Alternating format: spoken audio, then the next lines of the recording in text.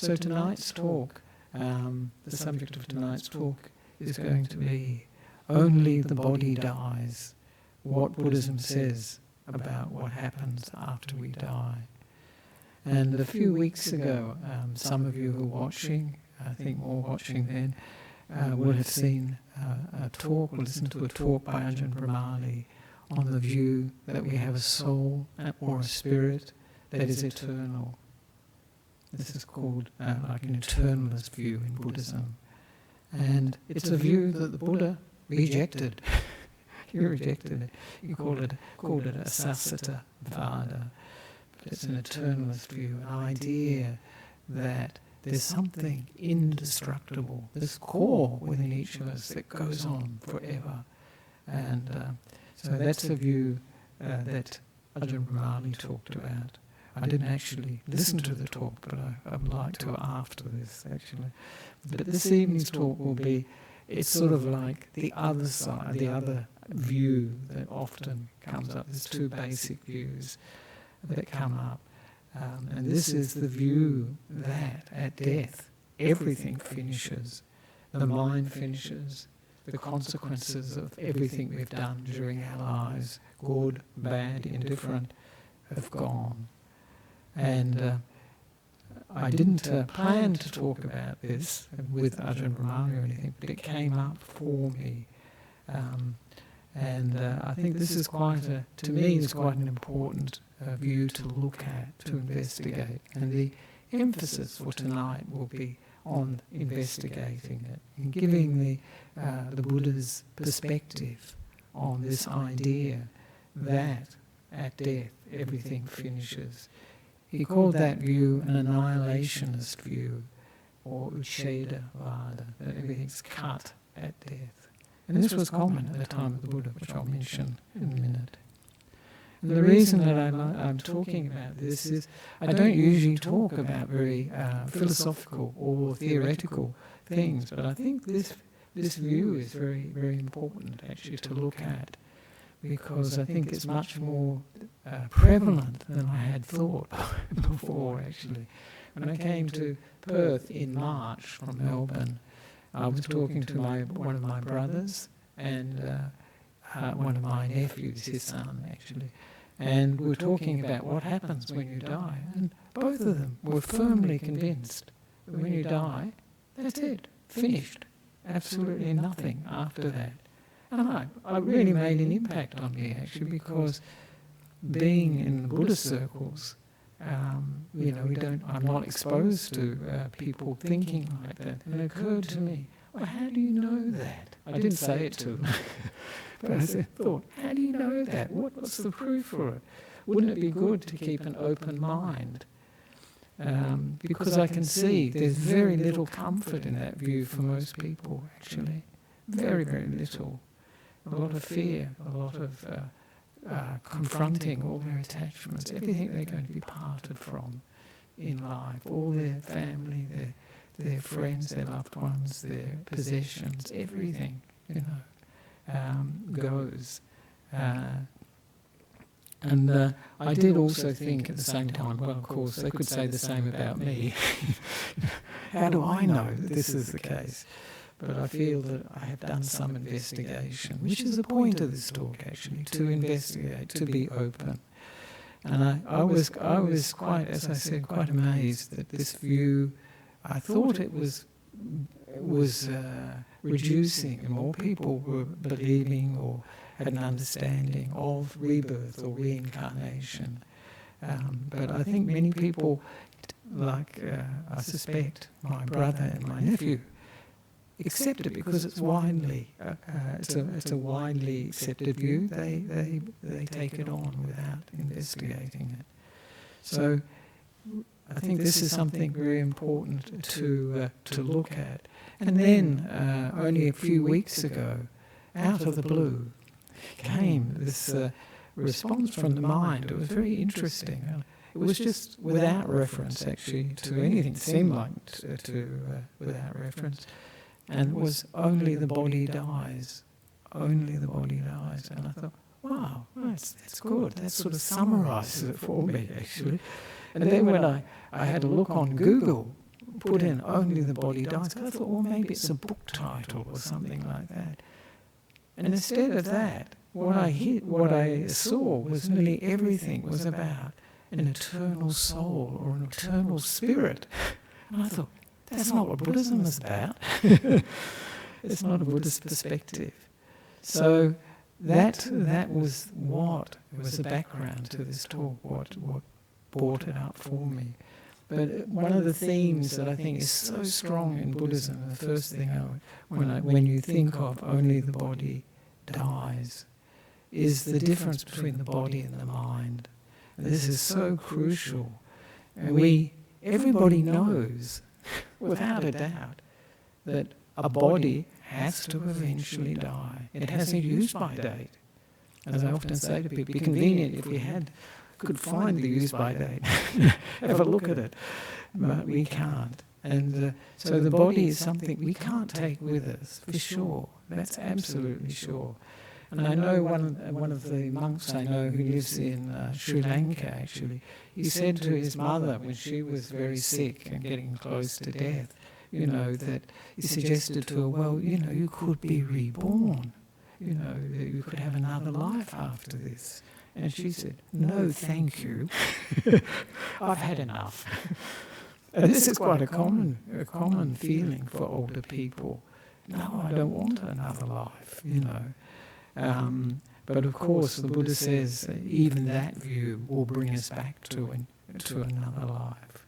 So it does remind us what's important. This body is actually only leased or rented accommodation. That's all it is. And it's a vehicle or a container for the mind.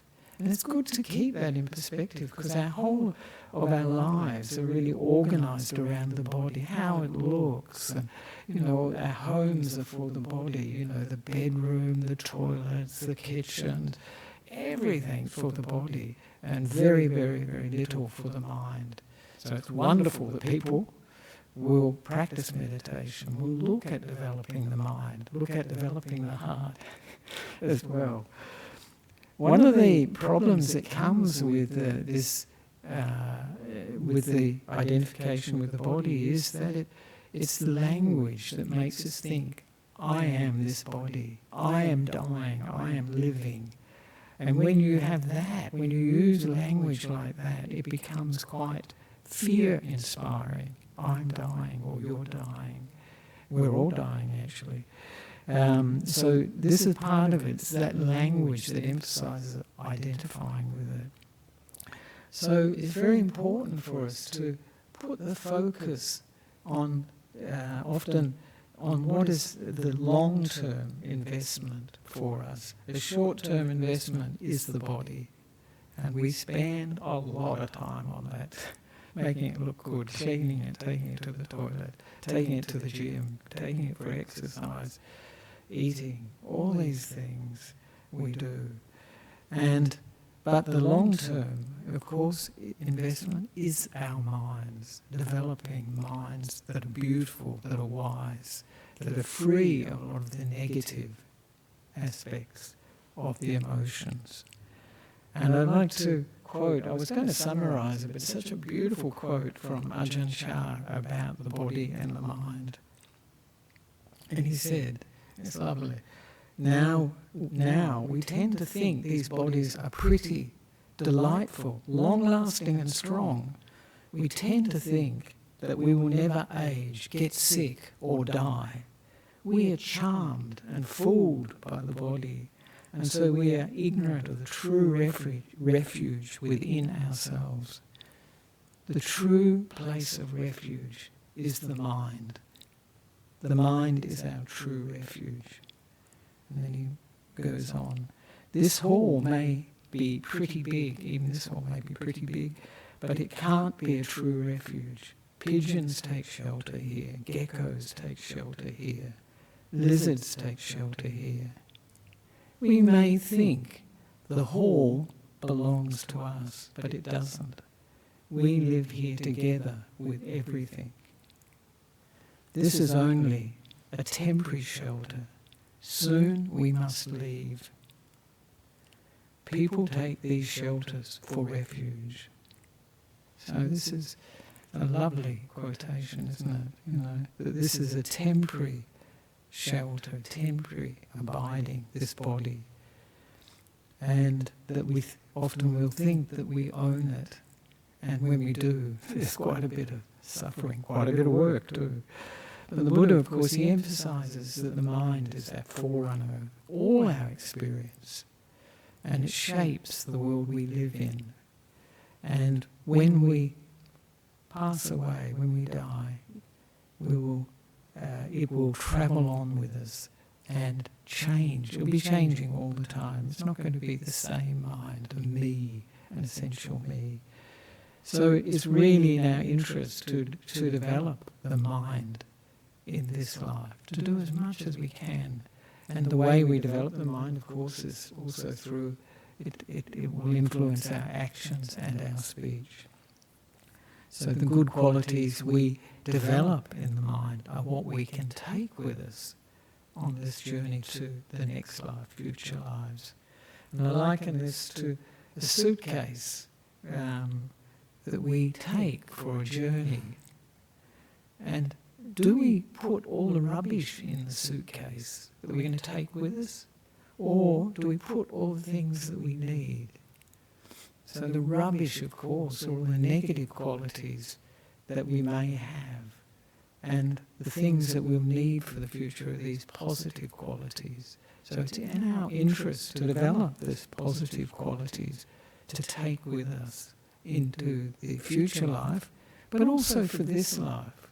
Because the Buddha often mentions the happiness in the present life of living a moral life, of speaking, acting and thinking in positive ways. So, and when we do this, then we develop happiness in this life.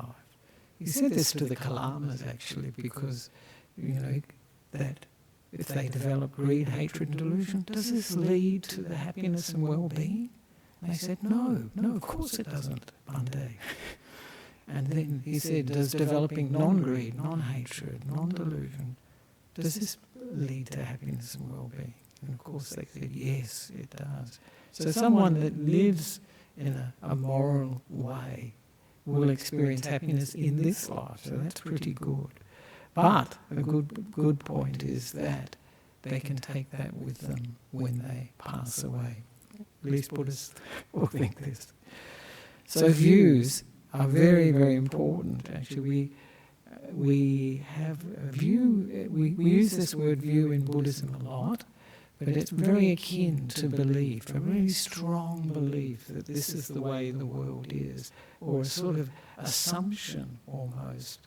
And the extraordinary thing with a lot of these views is we don't investigate them. We just accept them, but they have consequences on our lives, the way we live our lives, and they shape our minds as well.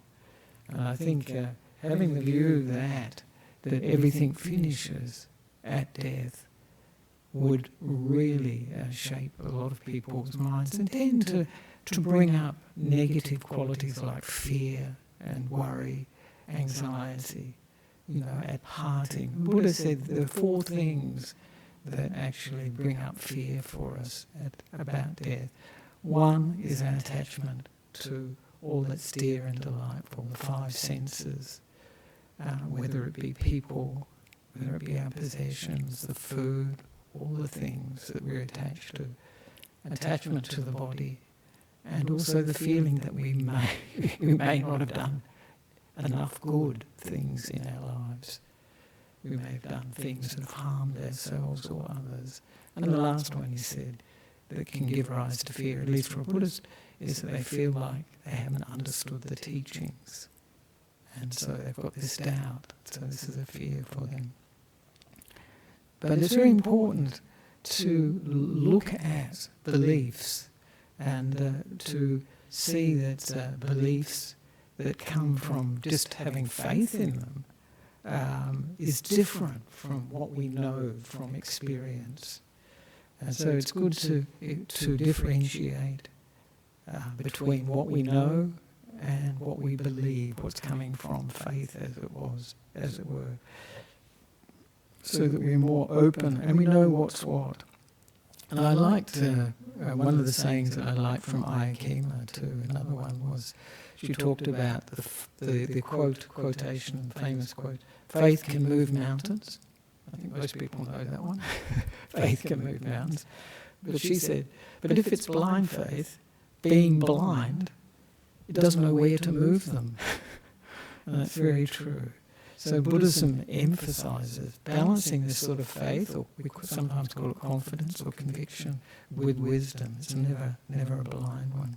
So, as I mentioned, what are the most common views about what happens after death? And of course, what becomes very obvious when you read the Buddha's teachings is that nothing is new. It was the same at the Buddhist time, actually. And but there's a very, very nice teaching, very deep teaching by the Buddha called the Kachana Gota Sutta in the Connected Discourses of the Buddha. These are the thematic teachings of the Buddha, where he gives a really interesting teaching in about the different types of beliefs and the position that the Buddha came to understand from direct experience. This is the Kachana Gota Sutta. And the Buddha said, this world, Kachana, for the most part, depends upon a duality, upon the notion of existence and the notion of non-existence. And this is particularly existence after death and non-existence after death. So, and of course this boils down to the basic two views that I actually alluded to at the beginning, that there is a soul or a spirit that is eternal. There's some eternal aspect, some core to our being. Interestingly enough, this evening I was visiting somebody who's dying in hospital. And I heard one of the medical staff saying, I don't have a soul. I thought it was very interesting. So, but I don't think that's, anyway, that was... So this idea is that this doesn't die, this is eternal when the body passes away. And the other view, of course, is that life ends completely when we die. And this is very much this materialist idea. Body and the mind are products, byproducts, or products of matter, this materialist view. And then when we die, the body dies, the mind has to go with it. But what does the Buddha say about these two views? He emphasises, of course, most Buddhists will know this, that right view. He teaches the Noble Eightfold Path, and I'm sure many people watching this will know that. Right view, right intention or right motivation, right speech, right action, right livelihood, right effort, right mindfulness, and right stillness or stillness, unification of mind. So for the Buddha, what the Buddha was teaching, this right view is very interesting. It's not something that the Buddha believed in or thought up. This is something that he experienced from his direct understanding of the world. And so right view, part of that right view came... part of that right view as it is that there is this life and the other life. So there is the present life and there will be future lives. And it was a consequence of his enlightenment that he saw this directly from his own experience. It wasn't something that he made up, that he thought up, that he worked out, figured out. But he went on in this sutta that I mentioned, the Kachana Gota Sutta. If people are interested, it's a very, very deep sutta. It's a really interesting sutta, interesting teaching from the Buddha. And he said in this sutta that he taught the middle way between these extremes, the middle way between the idea that there's this eternal soul or spirit, or in Hinduism, they say Atman, that exists after death and will continue forever. That view, and the other view that at death life ceases totally, completely. And there's this nice quote from him that puts that, and explains the Buddhist point of view. He said, all exists, Gacchana, this is one extreme. All does not exist. This is the second extreme. This is particularly after death. Without veering towards either of these extremes, the Tathagata, this is Buddha, teaches the Dhamma by the middle.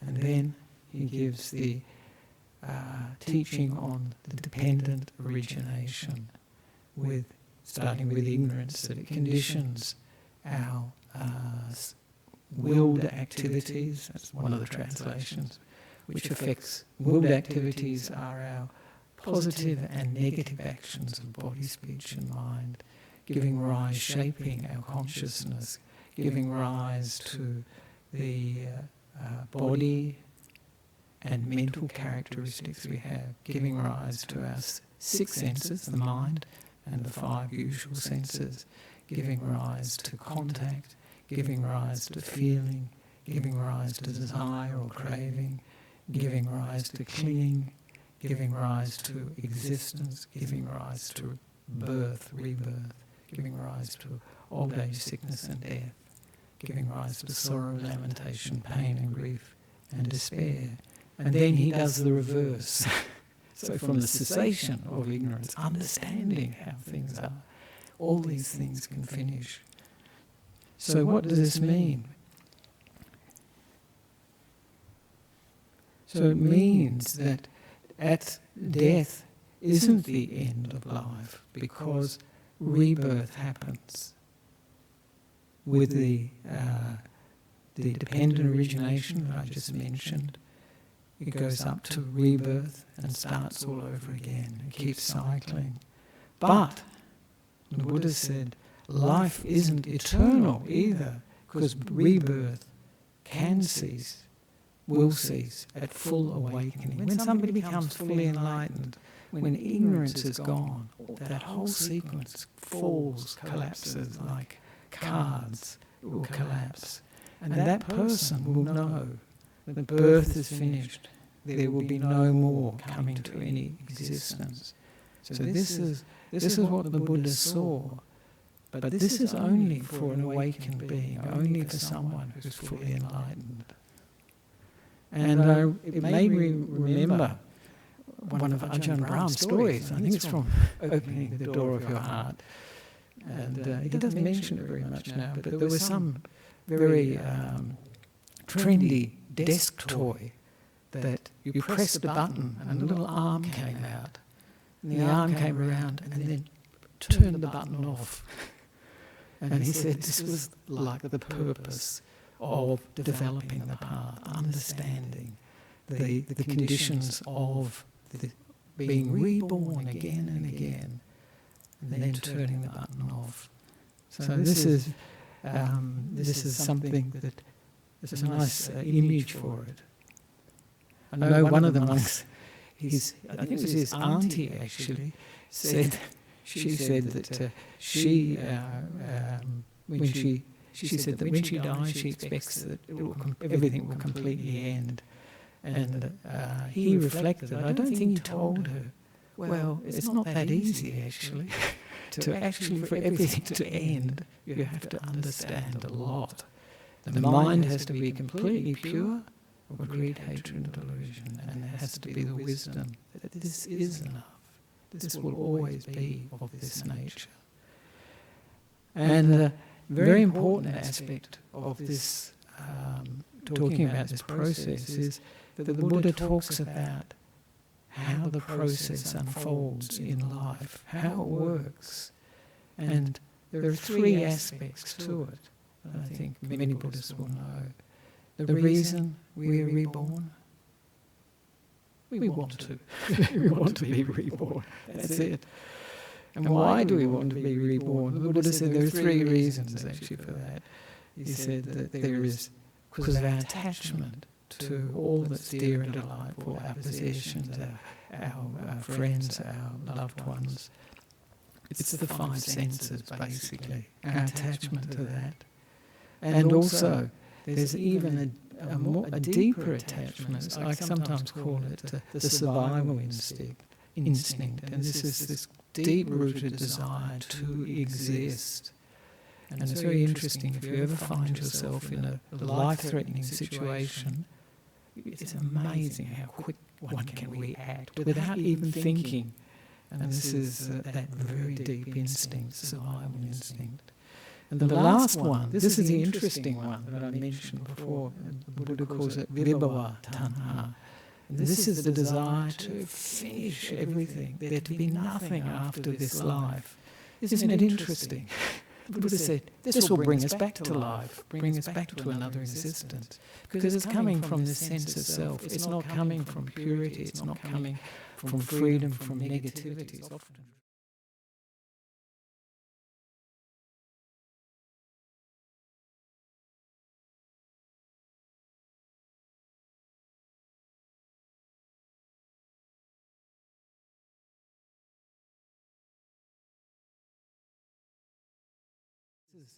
very important is karma, our actions of body, speech and mind from our life and from past lives. And this will determine where we are reborn, because those actions of body, speech and mind will develop the mind, as it were, give the mind a certain quality. And when we are reborn, we will tend to go to an existence that matches the sorts of mind states that we've developed. And the third aspect that the Buddha said we need for rebirth is consciousness. And he gives a lovely simile of a field. He said the field is karma. He said the seed is this consciousness, and the moisture is the wanting, the desire. This is the moisture that makes rebirth happen. And it's important, as you saw from dependent origination, you realise it's a conditioned process. And the reason for this dependent origination that I mentioned is that it shows that we don't need a soul or a self to drive the process. It's a conditioned process. And this is really the heart of the Buddha's teaching. But what did the Buddha advise us? On what basis did the Buddha teach this? Well, as I mentioned, on the night of enlightenment, it was from his own direct experience when he saw his past lives. He saw, that was the first knowledge. The second one was that he saw how beings pass on according to their actions. So they pass on from one life to the next, according to what they have done, said, and what they've thought. And the third knowledge that he developed was he destroyed the negative roots in the mind, the asavas, and penetrated the wisdom of the Four Noble Truths. This is his awakening. So this is the basis for the Buddha's teaching. It wasn't a belief, it was direct experience for him. So it's very... And more importantly, what does the Buddha, given this scenario of rebirth, again and again, what did he advise? The only reason the Buddha exists is out of compassion for the happiness and well-being of all beings, not just Buddhists, all beings. And his emphasis, this teaching, one of the major things is the emphasis on making good karma. This is merit, we call it punya. And he talks about the 10 wholesome and 10 unwholesome actions of body, speech and mind, and how important this is for driving the process of rebirth. And they are, of course, there's a positive aspect to it, and there's a negative aspect to it as well, like not killing living beings, abstaining from it, but instead having compassion for them. not taking things that are not given. This is stealing, but rather giving, being generous, not abstaining from sexual misconduct, and instead developing fidelity, reliability in our relationships, and not lying, and instead developing truth, not having harsh speech. This is having gentle speech instead, not having speech that divides, sets people against other people, having speech that brings harmony, brings people together. And lastly, not gossiping, talking about what is actually fact, what is useful in our lives and in other people's lives. And then the last three are the mental aspect. So we had three of the body: not killing, not stealing, not sexual misconduct, and then speech, not lying, not harsh speech, not divisive speech, and not gossiping. The last three are, first of all, not having these incredible strong desires for other people's properties. They use the word covetousness in English, but this is not a common word really. And then not having this anger, this negativity in the mind, developing positive states of mind. And last, not having a wrong view, having a right view. So he's emphasising how important it is that view will tend to take us in a particular direction, will also shape the sorts of emotions that we experience. And particularly the Buddha is emphasising three aspects for this. You can abbreviate in a sense. Is giving, this moral conduct we're talking about, and also developing the mind, bhavana, developing the mind in good qualities, reducing the negative.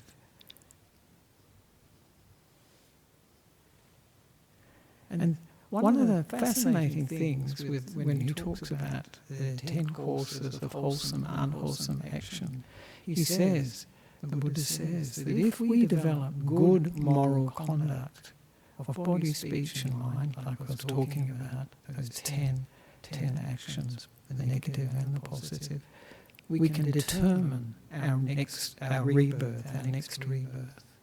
We can, by keeping it in mind and having this moral basis foundation to it.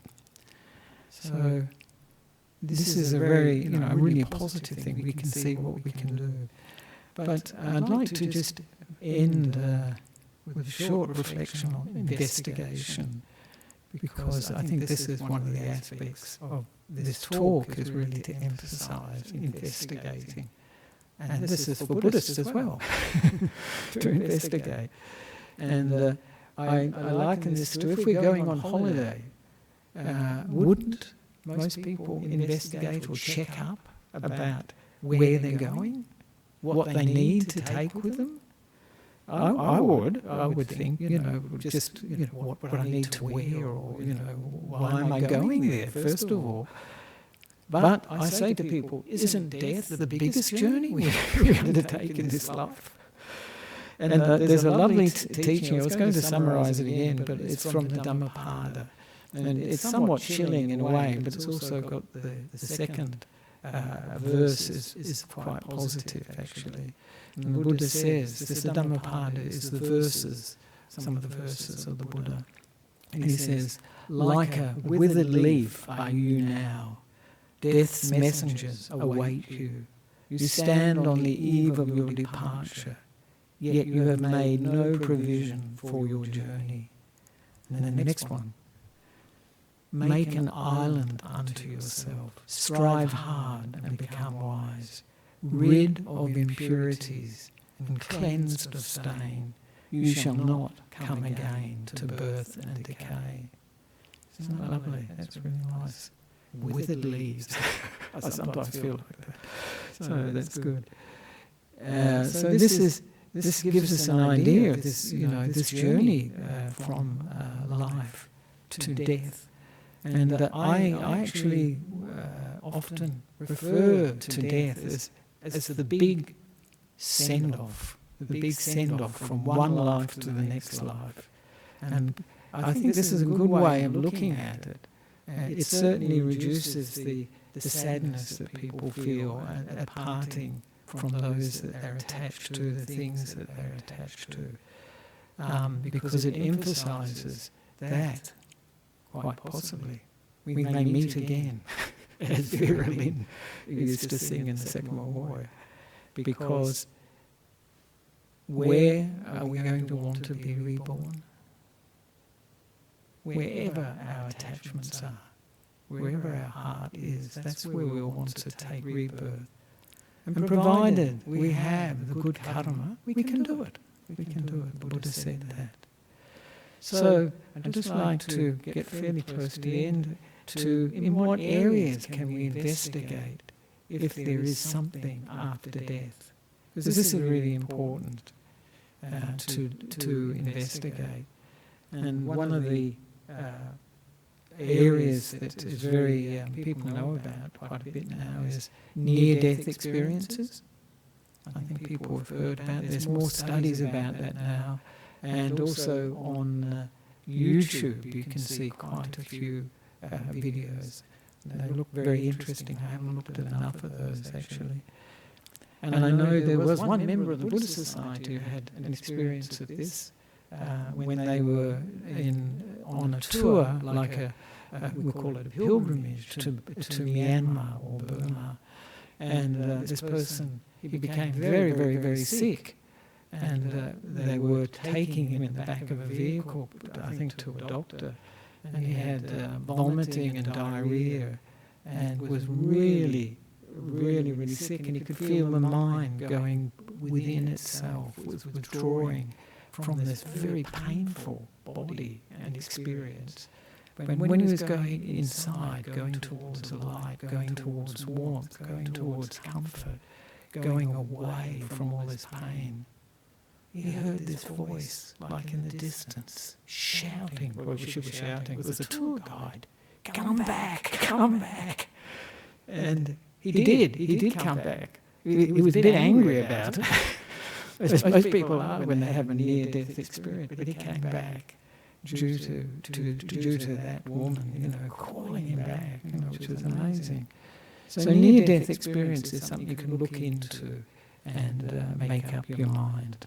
That's the great thing with YouTube, I think. I say, don't argue with people about rebirth or reincarnation. The difference between rebirth and reincarnation. Rebirth is more of a Buddhist concept, that there is this future lives, but this process can end.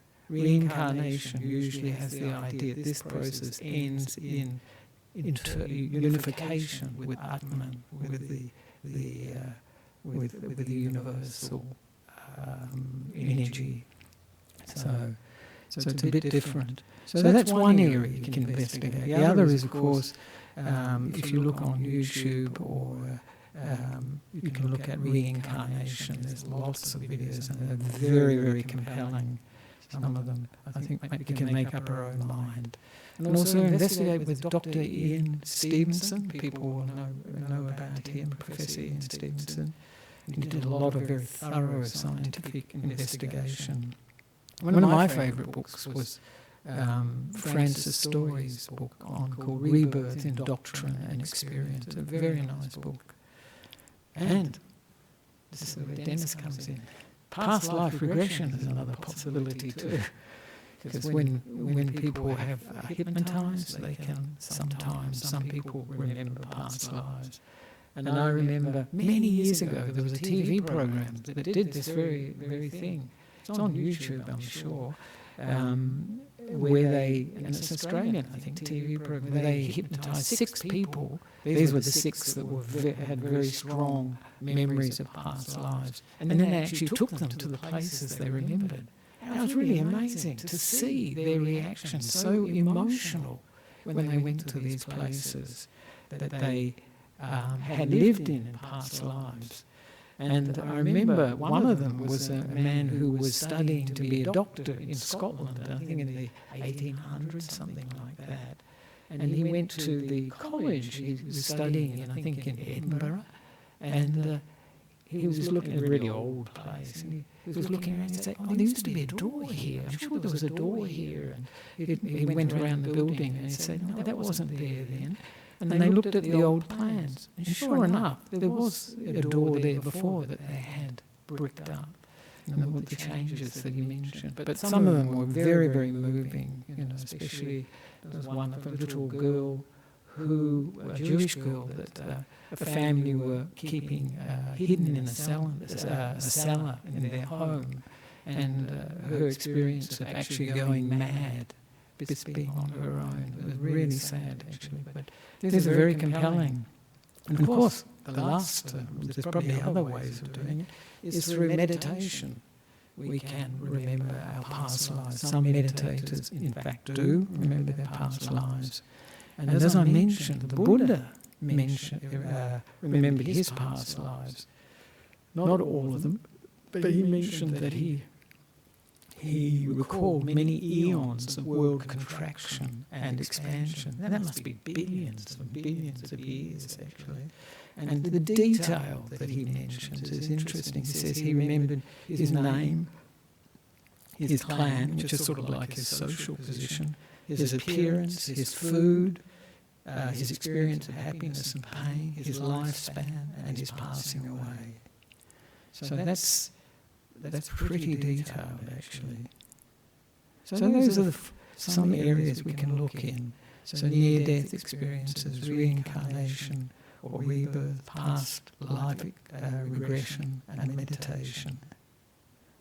So I hope that encourages us to investigate more, to come to understand more about this really important area that is shaping our lives, that will lead to happiness and well-being. And to end off, I would like to dedicate the merit to the people that I mentioned, to all those members of the Buddhist Society, those Dhamma friends who've passed away, that I mentioned. I mentioned some names at the beginning, so I will just... You've got this offering with questions. Two, is it? All right. Maybe just two, and then I'll do this. Just a bit of chanting. There we are, thank you. That's it. From Switzerland.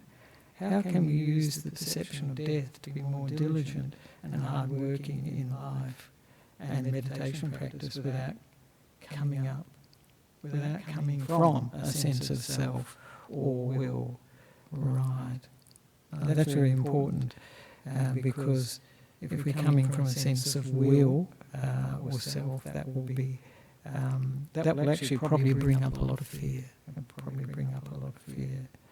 So the perception of death is a very useful one because we realise that life is not going to be going on forever. We realise it's finite, and so we can put more care into what we're doing, and we can focus on the fact we don't know when that will happen. We don't know how it will happen, but we can be sure of one thing: it will happen. So any way we can perceive that brings up this sense of, yes, this is a reality. Most people, as Ajahn Nissarano mentions, don't really have the idea that this body is going to die. So any way that we can bring that perception up in a very meaningful way, in a way that brings feelings up for us, that's the way that we can develop the perception of death. But if it leads to people feeling depressed, this is not useful. If it leads to understanding, to wisdom, to seeing life differently, to realising that now is the time we can contribute, we can do something positive. Now is the time that life is precious, not to waste it. So there are just a few points on the perception of death. It's a very useful one because when we perceive death, when we have the perception of death, it's a very, very good way to see impermanence, to see the fact that everything changes, everything is transitory, will pass away.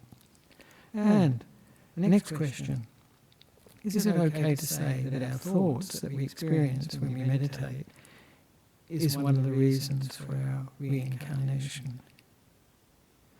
Well, it's the thoughts that it's not only the thoughts we experience when we meditate, it's the thoughts we have during the day and throughout our life.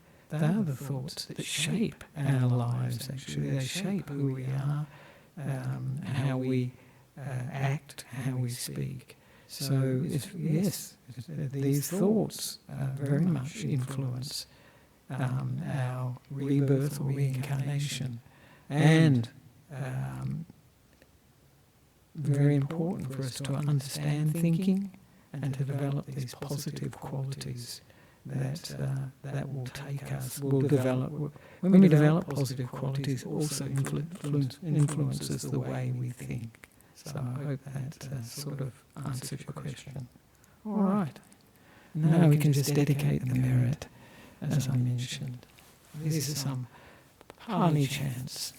Itam chame sambatam punya sampadam sambe deva anumodantu samba sambati sindhya sambe buddha anumodantu samba sambati sindhya sambe sattva anumodantu samba sambati sindhya Akasanta Chabumata Devanaga Mahindika Punyang Tang Anumoditva Chirang Rakantu Sasanang Chirang Rakantu Desanang Chirang Rakantu Mang Paranti Idang Menyati Nang Hotu Sukita Hontu Yatayo Idang Menyati Nang Hotu Sukita Hontu Yatayo Idang Menyati Nang Hotu Sukita Hontu Yatayo. That means this is for my relatives. May they be happy. And lastly, may you abide in well-being, in freedom from affliction, in freedom from hostility, in freedom from ill will, in freedom from anxiety, and may you maintain well-being in yourselves. Sadhu, sadhu, sadhu. So now, for those who'd like to, we can pay respects to the Buddha, Dhamma and the Sangha to finish off.